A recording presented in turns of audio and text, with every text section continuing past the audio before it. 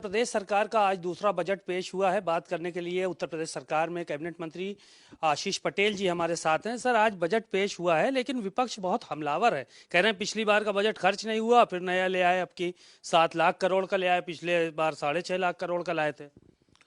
देखिए, ये जो बजट आज प्रस्तुत हुआ है, माननीय प्रधानमंत्री जी का उत्तर प्रदेश को $1 ट्रिलियन इकोनॉमी बनाने का जो एक लक्ष्य है और उनका लगातार जो मार्गदर्शन प्राप्त होता रहता है और हमारी माननीय मुख्यमंत्री जी के कुशल नेतृत्व में उत्तर प्रदेश सरकार जो हर वर्ग के हित के लिए काम कर रही है, ये उसी की दिशा में एक बहुत ही मजबूत कदम है। और विपक्ष के पास कुछ बोलने के लिए तो बचा नहीं है। उनको भी मौका मिला था, उन्होंने जनता के हित के लिए काम क्यों नहीं किया?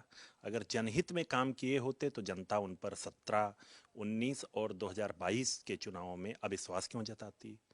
तो विपक्ष है, उनको बोलना है, बोलना उनका काम है, बोलने से कुछ नहीं होता। एक सवाल ये था कि अखिलेश यादव ने आज सवाल खड़ा किया कि जाति जनगणना कराने के लिए बजट में कोई धन की व्यवस्था नहीं की गई है। इसको लेकर क्या कहेंगे? देखिए, हमारी पार्टी प्रारंभ से जाति जनगणना की मांग करती चली आई है। जब अखिलेश जी की सरकार थी तब भी हमारी पार्टी, हमारी नेता जाति जनगणना की मांग करती थी। और मैं तो हमारे आदरणीय नेता प्रतिपक्ष से एक सवाल पूछना चाहता हूं कि 2012 से लेकर 2017 के बीच में जब वो सरकार में थे तब उन्हें जाति जनगणना की याद क्यों नहीं आई? तो मेरा एक और सवाल है कि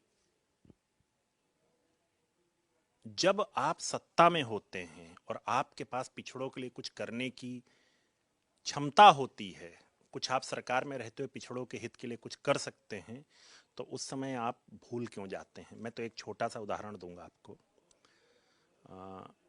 नीट की परीक्षा में पिछड़े वर्गों को आरक्षण न देने का निर्णय दो यूपीए सरकार में हुआ था और वो यूपीए सरकार समाजवादी पार्टी के सांसदों की बदौलत ही चल रही थी।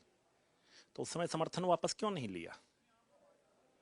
यानी कि ये अभी जातिगत जनगणना की जो बात हो रही है, ये मुद्दा आप भी उठा रहे हैं, तो इसका मतलब इसमें समाजवादी पार्टी के साथ हैं आप? निश्चित तौर पे मैंने फिर आपसे एक बात कहा कि हमारी पार्टी प्रारंभ से जाति जनगणना की मांग करती रही है और सामाजिक न्याय के लिए जाति जनगणना होना बहुत आवश्यक है।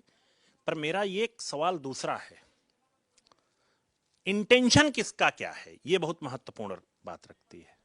हमारी पार्टी ने हमेशा पिछड़ों के हितों की बात उठाई है उचित फोरम में, और माननीय प्रधानमंत्री जी ने, हमारी नेता ने जब भी पिछड़ों के हित की कोई बात उठाई है, चाहे केंद्रीय विद्यालय में प्रवेश परीक्षा में आरक्षण हो, नवोदय विद्यालय में प्रवेश परीक्षा में आरक्षण हो, नीट में पिछड़ों के लिए आरक्षण न होना, या सैनिक स्कूल में पिछड़ों के छात्रों के लिए आरक्षण न होने का विषय जब जब प्रधानमंत्री जी के सामने उठाया है, प्रधानमंत्री जी और माननीय गृह मंत्री जी ने उन विषयों को बहुत गंभीरता से लिया और जो है उस पर त्वरित कार्रवाई करा करके इन वर्गों के छात्रों को आरक्षण देने का काम किया है। मैं तो एक सवाल और नेता प्रतिपक्ष से पूछ रहा हूं आपके माध्यम से कि नेताजी हमारे बीच नहीं रहे, मैं उनको सबसे पहले श्रद्धा सुमन अर्पित करता हूं। और मैं एक बात पूछना चाहता हूं कि जब नेताजी रक्षा मंत्री थे और सैनिक स्कूल उनके अंतर्गत आता, तो समाजवादी पार्टी के साथियों को, पिछड़े वर्ग के छात्रों को सैनिक स्कूल में की प्रवेश परीक्षा में आरक्षण देने का याद क्यों नहीं आई? और अब वो पिछड़ों की बात करते हैं। तो सबसे बड़ा महत्वपूर्ण विषय यह है कि कथनी और करनी में अंतर नहीं होना चाहिए।